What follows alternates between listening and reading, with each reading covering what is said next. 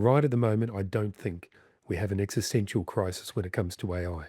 But what I do think we have right now in our organizations is both a capability and an adaptability crisis. And the roots of both of these are leadership and culture.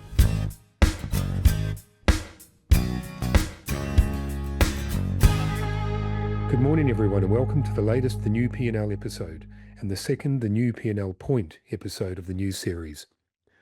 I'm Paul, I'm host of the New P&L Principles and Leadership and Business podcast series, and I'm really glad you've taken the time to join us today.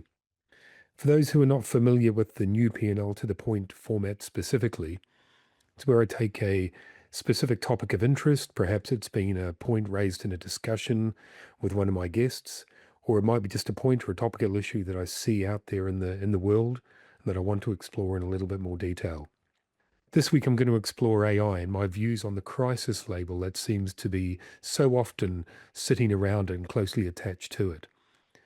I'll caveat this conversation by saying that we, you and I, are not going to get to the bottom of all of the challenges and opportunities surrounding AI in a 10-minute podcast episode. But I do want to explore a little further the existential crisis point that is frequently made by commentators when discussing AI and its impact on business and society more generally. Over the last couple of years, I've had the privilege of hosting and moderating dozens of roundtables in the UK and across Europe. And in each of these roundtables, it's involved an incredible mix of senior executives, CTOs, CIOs, CPOs, Chief People Officers, CMOs, Chief Marketing Officers, Senior Data Engineering and Transformation and HR executives from major brands and major industries, all coming together, 15 or 20 of them at a time, to reflect on the challenges and opportunities AI presents their industries and their roles. And given the rapid innovation and product innovation evolution of AI over the last 2 years, I've also seen the conversations around AI, agentic AI and so on, evolve at a rapid pace. In just 2 or 3 years of doing these conversations, of hosting these roundtables, I've seen it go from what is AI to how do we deploy it to now, why do we have it in the first place? What role is it actually serving within our organizations? In part due to some of the productivity gains not meeting their original promise.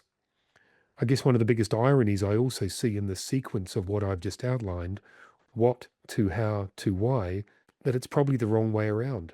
We should have started with why. But the pace of change has been so dramatic when it comes to AI that most organizations and leadership teams and boards have had to get on with the what and the how and then try to retrofit the why. And that, in essence, is the point of my discussion today. So I don't know whether we're at the point or that we might be in some near future of an existential crisis when it comes to AI. Much, much bigger brains than my mind are working on that. And I guess part of the fundamental challenge with that is actually defining existential in the context of AI.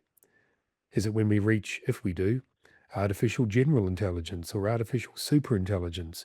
Or is it sometime before that, when the crisis is not necessarily the power of the technology itself, but a crisis created by the fear of what might come, what might be? And that's a nuance, I know, but I think it's an important distinction. Because we so often in our lives recoil or stop doing things as a result of the perceived fears. Or as Seneca's Stoic phrase goes, we suffer more in imagination than in reality. So I don't know whether we're doing that right now, whether we're suffering more in imagination than reality when it comes to AI, but certainly sometimes I feel like we are.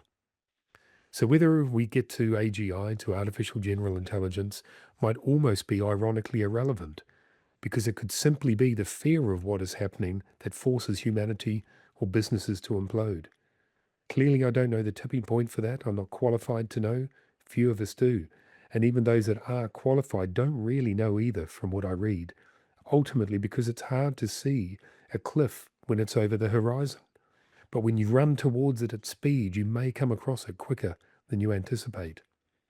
So in my view, based on the experience and the work I do, the conversations I have with guests and peers on the roundtables and on this podcast and the conferences I keynote at, what is abundantly clear is that where we are at with AI at the moment is a genuine inflection point in our relationship with technology. And that inflection point requires a revolution in our consciousness when it comes to AI. The way we think about it, the way we engage with it, the way we deploy it. It is not a product, it's a peer sitting alongside us. And that requires a major shift in mindset and strategy in business. Because whatever else AI is from a technology perspective, it is equally a giant mirror reflecting back at organizations all of those things that are right or wrong with leadership and culture within that organization.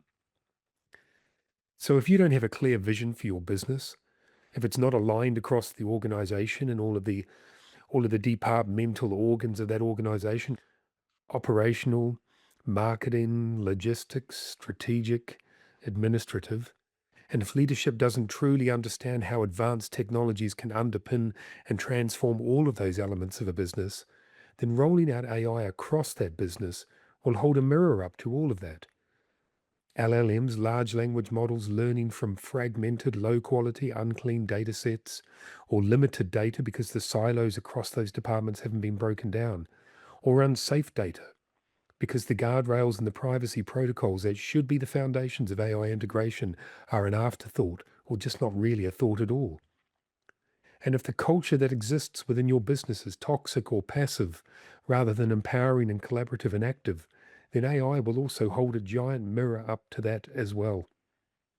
Because employees will see AI as a threat rather than a help. Because there's no context and leaders are tone deaf to the narrative employees hear outside the four walls of those organizations. So inside those four walls, leaders might be talking about the productivity and efficiency gains of AI. And outside, all employees are hearing is AI is coming for your job. So they feel disenfranchised and disengaged, as there's no clear upskilling path for them to grow. And if you don't believe me, do a quick search on the term data poisoning. That's the purposeful inputting of corrupt or malicious data into a large language model so it learns off the wrong data. And this is not just an issue with malicious external actors. There is some growing evidence of it happening within inside companies as well, led by those who come from a position of frustration or fear, because the context and the clarity and the consistency of communicating the benefits to employees, not just to the company, is mostly or entirely absent. So right at the moment, in my view, we don't have an existential crisis when it comes to AI. However, if in a year you're listening to the new P&L and you hear a synthetic voice as host and I've been replaced, then I will concede I'm wrong. But right at the moment, I don't think we have an existential crisis when it comes to AI.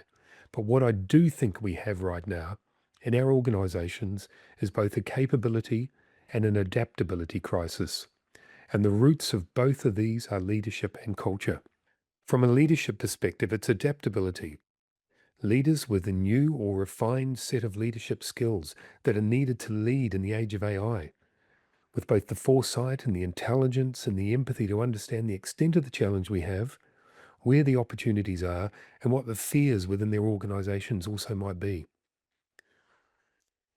The ability to recognize that AI is not just a tool, it is foundational. It will over time change not just the way we do business, but the very nature of what a business is, what its constituent parts are, and that leads on to capabilities, the cultural element, how we are building a culture that feels empowered by the extent of this AI-led transformation, one that clearly understands why and has a clear upskilling path that enables them as employees to build the capabilities they need to embrace what will become a fundamentally new way of working over the next few years. So the crisis is not existential. The crisis is adaptability and capability, leadership and culture, the way both of those elements respond to the speed of change driven by AI. This, in my view, is where the crisis is. Leaders and businesses believing that AI is just another technology toolset, and that the training frameworks that have always worked in the past will work for AI as well. I just don't believe this to be true, because AI will not be and is not just a transactional technology. It's not just I have problem A, so let's fix it with technology or product solution B. It is not transactional. It is transformational. It will forever change the why, the what, and the how we work. And those leaders and organizations that don't recognize or acknowledge the adaptability and capability crisis now and address it with urgency will be, I believe, actually those who will have their own existential crisis sooner than expected. Thanks so much for listening to the new P&L to the point today. Really appreciate you taking the time.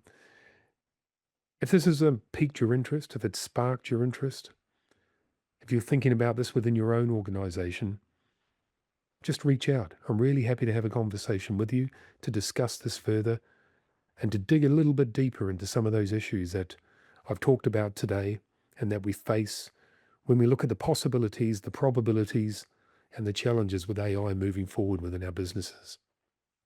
I'm Paul, host of the new P&L to the Point, host of the new P&L Principles in Leadership and Business podcast series.